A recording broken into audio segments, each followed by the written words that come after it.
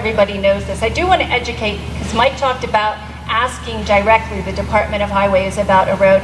There is an online forum at the West Virginia Department of Transportation where you can identify a pothole or maintenance needs, and there's a pin that you can drop, and within 7 days, the legislature passed a bill, within 7 days they're supposed to respond back to you with the plan for when that is going to be fixed and how that's going to be fixed. And I did that last Saturday with a pothole getting onto I-68 from Brookhaven, and Monday morning I did have a response back, and it's been fixed. So they do track that, and the reason the legislature passed that is to pay attention to how much those are reported and if they're being responsive. So I do encourage you to look that up and absolutely report, and if I'm elected, I will send that on your benefit, and so I can track it too. Thank you, Tony. Gina? So the roads are definitely a big one. Anytime that I talk to anybody that is living in my district, the roads are usually one of the first two topics that they bring up, and it's something that's on everybody's mind constantly. It's hard not to have it on your mind when it feels like you're driving on the surface of the moon in certain places. So I would say some of the biggest issues when it comes to the roads is definitely need to make sure that the money is there, and it seems like the legislature has done a really good job at that. I also think that the accountability aspect of it is important. We want to know where our dollars are going, and we want to know what they're doing. Sometimes I feel like people only pay attention to the things that they can actually see because it's slowing them down on 79 or 68 or wherever, but people need to be able to know where their money is going. And I think that Carly touched on something really big earlier. It's the workers. We need more workers. We need better worker retention rates, and we need to see that our people that are working for the department are treated fairly. Because I've seen the way that a lot of them get treated online, and I know for a fact that a lot of them are trying their absolute best in an employment situation that might not necessarily be the greatest for them, but they have that job regardless of doing what they can, and they're being just absolutely lambasted on the internet because everybody's immediate potholes right outside their driveways are not being fixed the first day that they're noticed. So worker retention is something that the Department of Highways and the legislature can work on. We need to make a Department of Highways that is more inclusive and friendly to workers. We want to be able to see them keep onto their jobs because they are high-paying jobs, and I think that we can offer incentives. Carly mentioned something about offering incentives to students that come out of high school, offer some sort of programs to people from even out of state. Say, hey, if you come here and you work for our Department of Highways for X amount of years, we can give you X amount of money towards student loans, something like that. So anything that's going to encourage people to come here, because that has the twofold benefit of not only giving us better roads, it helps us with the population decrease that we've seen for the most part over the last 10 years. Thank you, Gina. Gina, we'll stay with you for our second question for our House candidates, same as it was for our Senate. What can be done to attract new high-paying jobs to West Virginia and Monongalia County? So bringing in industry is definitely something that our state needs. West Virginia used to be a very big production state in our industry. Coal was very big here, and it seems like we've kind of been left behind in a lot of ways. So I would say one of the biggest things that ties into one of my goals overall as a legislature in bringing attention to the drug epidemic is I would like to see our state workforce revitalized. I want employers or industry or any sort of manufacturer or whoever's looking at this state, I want them to see a population that is healthy and ready to work no matter what. I think another big thing that I would like to see as far as sort of taking West Virginia out of last place into the top 10, possibly the top 5, is we need to look at the industry of the future.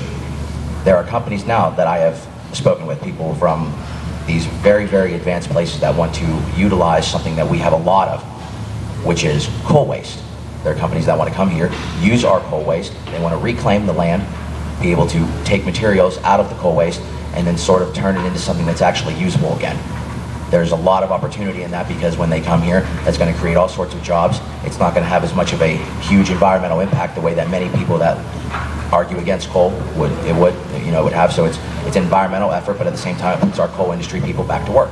So it gives us something that we're familiar with, but at the same time, it gives us a unique opportunity to sort of lead into the future because the ways that they can reclaim this stuff is unbelievably advanced. And I think for West Virginia to be on the forefront of a huge technological industrial breakthrough would be amazing, and to the shock of many people across the country. So I look forward to, as a legislator, being very friendly to those efforts.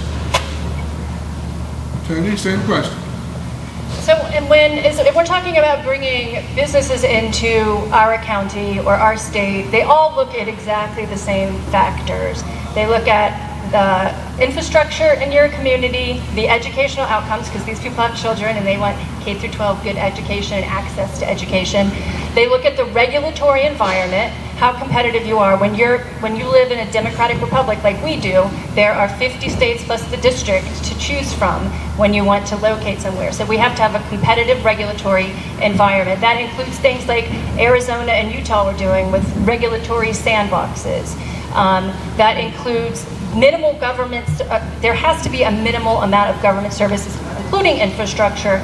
And one of the things that Gino touched on about workforce in the government is we really need to look at our civil service code section, dive into that.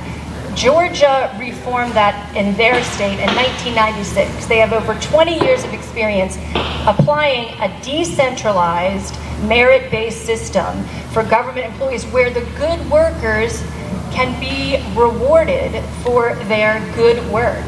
And our system is antiquated. It's based on seniority, and there are great government workers, but and that's a hard job, but it could help the Department of Highways with workers, it could help CPS with social workers, it could help a lot of our agencies retain good workers.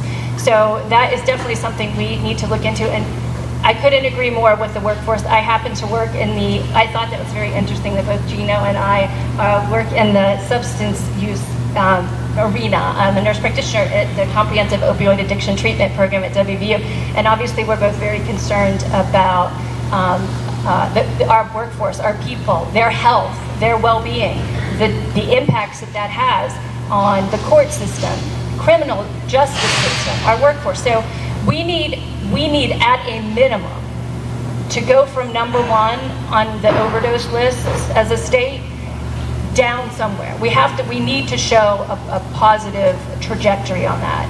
And so that is a really important part of, and we're getting, we do have a lot of money. I think Morrissey just was settled for like $99 million with Janssen, and they're working out the details of that. We need to make sure that money is going to the appropriate places for frontline treatment and access, workforce training. Jobs and Hope is a great program, and it provides a way for people in recovery to get work. Thank you, Penny. We're going to go right to you for the third question.